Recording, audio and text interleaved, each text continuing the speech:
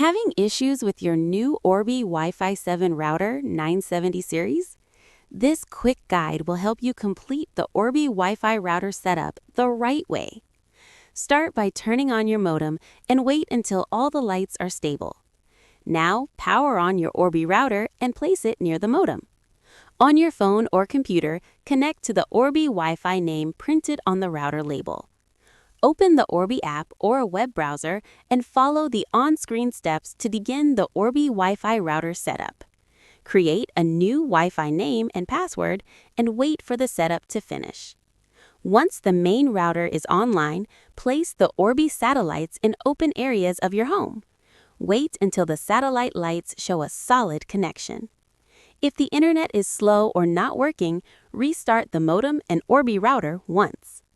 After setup, test your Wi-Fi speed and coverage in different rooms.